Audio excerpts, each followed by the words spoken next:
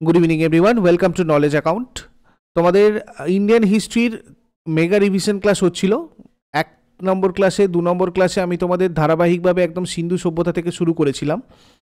তো আজকেও আমরা 3 নম্বর ক্লাসে আরও 50টা জিকে সাথে সাথে আরও কিছু রিলেটেড ইনফরমেশান দিয়ে পুরো রিভাইজ করব। তো আজকে আমি তোমাদের সাথে লাইভ করাতে পারছি না, তোমরা অ্যাডজাস্ট করে নেবে, নেক্সট ক্লাস থেকে আবার লাইভ হবে। আজকের 50টা যে প্রশ্ন রয়েছে তোমরা শেষকাল আমাকে কমেন্ট বক্সে জানাবে। আর যারা যারা লাইভে রয়েছো এগুলো চেষ্টা করো, দেখো কতগুলো তোমরা উত্তর করতে পারছো। ডাব্লিউবিপিএসসি প্রিলিমিনারির তোমাদের এবং মেনের জন্য, মানে ক্লার্কশিপের প্রিলিমিনারি আর মেনের জন্য ইন্টিগ্রেটেড ব্যাচ তোমাদের স্টার্ট হয়েছে 4 ডিসেম্বর থেকে 11 ডিসেম্বর পর্যন্ত তোমাদের অফারের লাস্ট ডেট রয়েছে। এর আগে তোমরা বাউন্স ব্যাক কুপন কোডটা ইউজ করে মাত্র 899 এটাতে জয়েন করতে পারো। এখানে পুরোপুরি চ্যাপ্টার ওয়াইজ ক্লাস তোমাদের হচ্ছে, প্লাস চ্যাপ্টার শেষে এমসিকিউস, কনভেনশনাল রাইটিং প্র্যাকটিস, যেগুলো আমাদের দীর্ঘদিনের অভিজ্ঞ এবং স্পেশালাইজড টিচাররা চেক করবেন।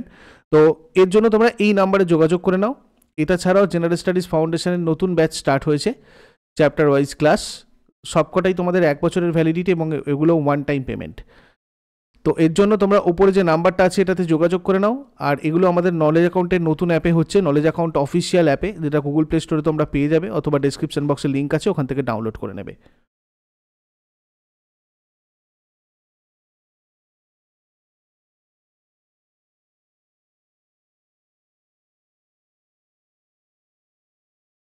দেখো যারা যারা লাইভে রয়েছো, প্রথম প্রশ্নটা চেষ্টা করো উত্তর করার। মধ্যকালীন চোল সাম্রাজ্যের, মিডিয়েভাল চোলস দের প্রতিষ্ঠাতা কে ছিলেন? মধ্যকালীন চোল সাম্রাজ্যের প্রতিষ্ঠাতা কে ছিলেন? বিজয়ালয় ছিলেন। চোল বংশের সর্বশ্রেষ্ঠ রাজা ছিলেন রাজরাজা চোল। নেক্সট, চোল বংশের শেষ শাসক ছিলেন তৃতীয় রাজেন্দ্র চোল। পল্লবরাজ দ্বিতীয় মহেন্দ্র বর্মনকে কে হত্যা করেছিলেন?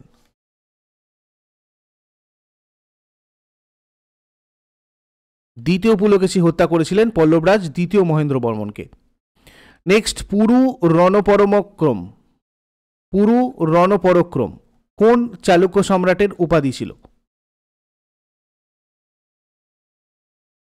কীর্তিবর্মন। দেখো এই জায়গাটা আমাদের খুবই কনফিউজিং হয়, আগের দিন তোমাদের বলছিলাম, এটা আমরা পড়ার সময় পুরো অ্যাভয়েড করে যাই এই পোর্শনটা ইতিহাসের। তো এখান থেকেও তোমাদের অনেক প্রশ্ন হয়, ঠিক আছে? এগুলো সবই প্রিভিয়াস ইয়ার কোয়েশ্চেন, দেখো সেই রিলেটেডই তোমাদের প্রশ্ন রাখা হয়েছে। হিউয়েন সাং যখন ভারতে এসেছিলেন তখন উত্তর পূর্ব ভারতের প্রধান বন্দর কোনটা ছিল? তাম্রলিপ্ত, বর্তমানে যার নাম তমলুক।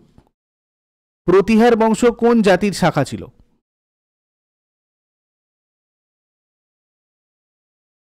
গুর্জর। তাঞ্জোরের রাজরাজেশ্বর মন্দিরটা কে নির্মাণ করেন? প্রচুর রিপিট হয়েছে এই প্রশ্নটা এর আগে। তাঞ্জোরের রাজরাজেশ্বর মন্দির কে হয়ে যাবে? প্রথম রাজরাজ চোল। গান্ধার শিল্পরীতির বিষয়বস্তু কী ছিল? আগের দিনের ক্লাসেও তোমাদের এটা বলছিলাম, গান্ধার শিল্পরীতির। তো সেই গান্ধার শিল্পরীতির বিষয়বস্তু ছিল কি? গৌতম বুদ্ধ। গান্ধার শিল্প কুষাণ যুগে গড়ে ওঠে।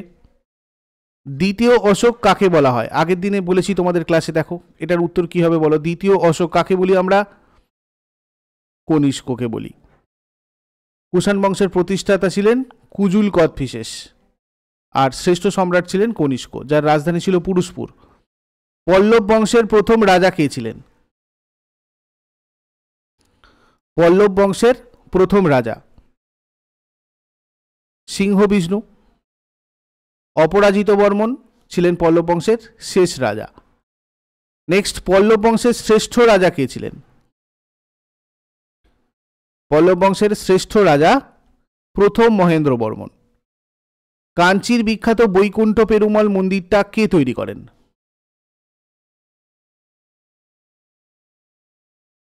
দ্বিতীয় নন্দীবর্মন তৈরি করেছিলেন কাঞ্চির বিখ্যাত বৈকুণ্ঠ পেরুমল মন্দিরটা। বিরূপাক্ষ মন্দির কে নির্মাণ করেন? এটাও প্রচুর রিপিট হয় তোমাদের। এই সময়কার মন্দিরগুলো খুব জিজ্ঞাসা করা হয়। বিরূপাক্ষ মন্দির লক্ষণ দান দেশ। মত্তবিলাস প্রহসন,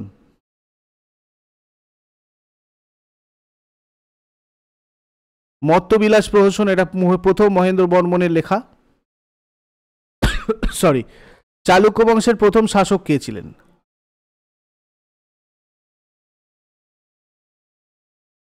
জয়সিংহ। দ্বিতীয় কীর্তিবর্মন ছিলেন চালুক্য বংশের শেষ রাজা, আর চালুক্য বংশের রাজধানী ছিল বাদামি বা বাতাপি। এটাও তোমাদের প্রচুর পরীক্ষাতে আসে। সঙ্গম যুগের শ্রেষ্ঠ দেবতার নাম কি?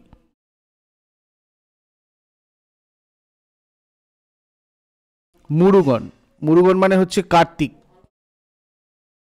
পুষ্যভূতি বংশ কোথায় সাম্রাজ্য প্রতিষ্ঠা করেছিল? থানেশ্বর। হর্ষবর্ধনের জায়গাটা আমরা মোটামুটি চলে এসেছি। পুষ্যভূতি বংশের প্রতিষ্ঠাতা ছিলেন প্রভাকর বর্ধন, আর শ্রেষ্ঠ রাজা হর্ষবর্ধন ছিলেন। হর্ষাব্দ নামক অব্দের প্রচলন কে করেছিলেন? হর্ষাব্দ হর্ষবর্ধন, শকাব্দ কনিষ্ক। হর্ষবর্ধন 606 খ্রিস্টাব্দে থানেশ্বরের সিংহাসন আরোহণের পরে এই অব্দের প্রচলন করেছিলেন। কাকে সকল উত্তর পথনাথ বলা হতো? তোমরা আমাকে কমেন্ট বক্সে জানাবে কনিষ্ক কত খ্রিস্টাব্দে শকাব্দ চালু করেছিল। সকল উত্তরা পথনাথ হর্ষবর্ধনকে বলা হয়। সকল দক্ষিণা পথনাথ কাকে বলা হয়? কমেন্ট বক্সে জানাবে। হর্ষবর্ধন সমগ্র উত্তর ভারত জয় করেছিলেন, তাই তাকে সকল উত্তর পথনাথ বা উত্তর ভারতের প্রভু বলা হতো। আর দ্বিতীয় পুলকেশীর আইহোল প্রশস্তি থেকে এই তথ্যটা আমরা জানতে পেরেছি। হর্ষবর্ধনের পিতার নাম কি ছিল? অবশ্যই প্রভাকর বর্ধন। শিলাদিত্য উপাধি গ্রহণ করেছিলেন হর্ষবর্ধন। 647 খ্রিস্টাব্দে হর্ষবর্ধনের মৃত্যু হয়। হর্ষবর্ধনের সময় প্রাদেশিক শাসকদের লোকপাল বলা হতো। আর নালন্দা বিশ্ববিদ্যালয়ের অধ্যক্ষ ছিলেন শিলভদ্র হর্ষবর্ধনের সময়। শিলভদ্র। রাষ্ট্রকূট বংশের প্রতিষ্ঠাতা কে ছিলেন? প্রচুর রিপিট হয় তোমাদের এটা। দন্তি দুর্গ রাষ্ট্রকূট বংশের প্রতিষ্ঠাতা। কার শাসনকালে সুদর্শন হ্রদ খনন করা হয়? চন্দ্রগুপ্ত মৌর্যের সময়। সুদর্শন হ্রদ গুজরাটের গিরনার নামক পাহাড়ে অবস্থিত। এটা চন্দ্রগুপ্ত মৌর্যের আদেশে তার গিরনারে নিযুক্ত প্রশাসক পুষ্যগুপ্ত বৈশ্য দ্বারা নির্মিত হয়েছিল। ইলোরার কৈলাসনাথ মন্দির, ভেরি ভেরি ইম্পর্টেন্ট। ইলোরার কৈলাসনাথ মন্দির কে নির্মাণ করেছিলেন?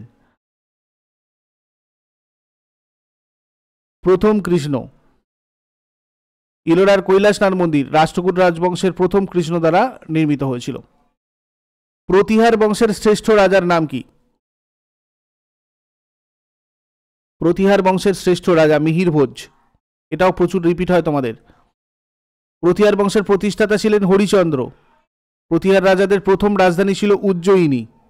পরবর্তী সময় তারা কনৌজে তাদের রাজধানী স্থানান্তর করেছিল। আর প্রতিহার বংশের রাজা মিহির ভোজ আদি বরাহ উপাধি গ্রহণ করেছিলেন। প্রতিহার বংশের শেষ রাজা ছিলেন যশপাল। তারপরে দেখো গান্ধার শিল্পরীতির বিষয়বস্তু কি ছিল? গান্ধার শিল্পরীতির বিষয়বস্তু ছিল গৌতম বুদ্ধ। গান্ধার শিল্প কুষাণ যুগে গড়ে ওঠে। হর্ষবর্ধন শেষ জীবনে কোন ধর্ম গ্রহণ করেছিলেন? বৌদ্ধ ধর্ম গ্রহণ করেছিলেন হর্ষবর্ধন শেষ জীবনে। বলভী কোথায় অবস্থিত? সৌরাষ্ট্রে। যশোবর্মনের রাজধানী কোথায় ছিল? মান্দাসোরে ছিল যশোবর্মনের রাজধানী। প্রথম ভোজের রাজধানীতে কোন পর্যটক আসেন? সুলেমান। গৌড় রাজ্য কোথায় গড়ে উঠেছিল? বাংলায়। গৌড়ের রাজধানী ছিল কর্ণ সুবর্ণতে। গৌড়ের রাজা ছিলেন শশাঙ্ক, আর ইনি ছিলেন বাংলার প্রথম সার্বভৌম রাজা। শশাঙ্ক শৈব ধর্মাবলম্বী ছিলেন। শশাঙ্কের উপাধি ছিল নরেন্দ্রাদিত্য। প্রত্যেকটা জিনিস তোমাদের ইম্পর্টেন্ট। শশাঙ্ক থানেশ্বরের রাজা রাজ্যবর্ধনকে পরাজিত ও হত্যা করেন। তারপরে বলো ওদন্তপুরী মহাবিহার কে নির্মাণ করেছিল? ওদন্তপুরী মহাবিহার গোপাল নির্মাণ করেছিলেন। ধর্মপাল সোমপুর মহাবিহার প্রতিষ্ঠা করেছিলেন। এটা বর্তমানে বাংলাদেশে রয়েছে। আর বিক্রমশিলা মহাবিহার নির্মাণ করেছিলেন ধর্মপাল। সন্ধ্যাকর নন্দী কোন রাজার সভাকবি ছিলেন? রামপাল। সন্ধ্যাকর নন্দীর লেখা বই হচ্ছে রামচরিত। কোন শাসকের রাজত্বকালে বাংলায় রাজেন্দ্র চোল আক্রমণ করেছিল? প্রথম মহিপাল।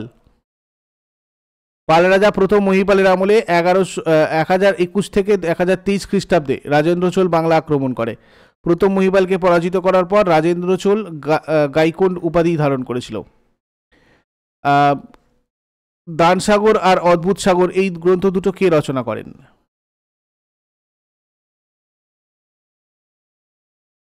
বল্লাল সেন। কৌলিন্য প্রথা প্রবর্তন করেছিলেন ইনি। উমাপতি ধর কোন বংশের সভাকবি ছিলেন?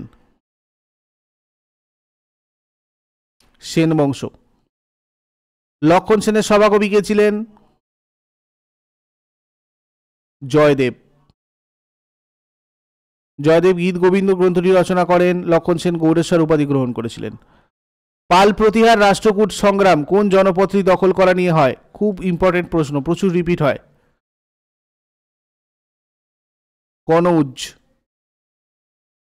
ত্রিপাক্ষিক সংঘর্ষের মূল কারণ ছিল আদি মধ্যযুগে উত্তর ভারতের রাজনৈতিকভাবে অত্যন্ত গুরুত্বপূর্ণ কনৌজ অঞ্চল দখল করা।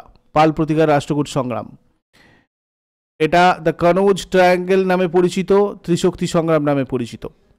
কত সালে বাংলা মৎস্যান্যায়ের অবসান ঘটেছিল?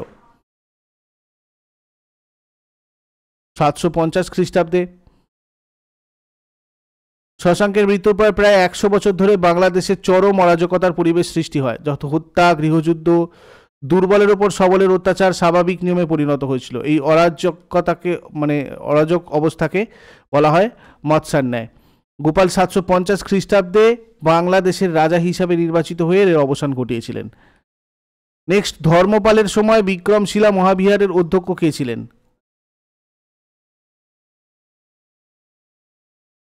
অতীশ দীপঙ্কর শ্রীজ্ঞান ছিলেন ধর্মপালের সময় বিক্রমশিলা মহাবিহারের অধ্যক্ষ। ইনি পাল যুগের অন্যতম শ্রেষ্ঠ পণ্ডিত অতীশ দীপঙ্কর 980 খ্রিস্টাব্দে ঢাকার কাছে বিক্রমপুরে জন্মগ্রহণ করেন। বিক্রমশিলা মহাবিহারের অধ্যক্ষ ছিলেন। পরে বৌদ্ধ ধর্ম প্রচারের জন্য তিনি তিব্বতে যান এবং সেখানেই তার মৃত্যু হয়। প্রতিহার শাসক রাজ্যপালের শাসনকালে কে ভারত আক্রমণ করে?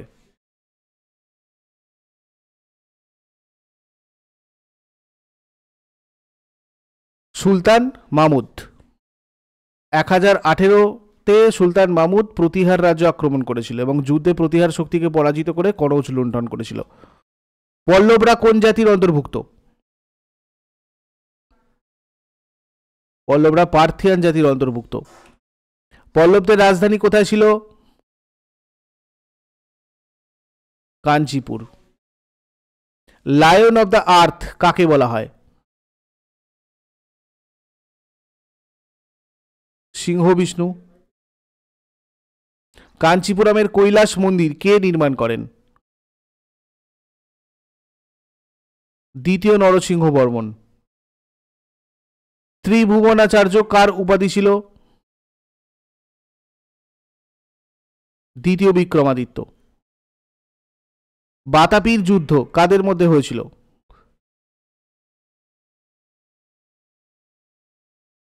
চালুক্য ও পল্লব। কুষাণরা কোন ধর্মের অনুরাগী ছিল? বৌদ্ধ ধর্ম। মৌখরী বংশের প্রতিষ্ঠাতা কে ছিলেন? হরিবর্মন। পাল বংশের প্রতিষ্ঠাতা কে? পাল বংশের প্রতিষ্ঠাতা গোপাল।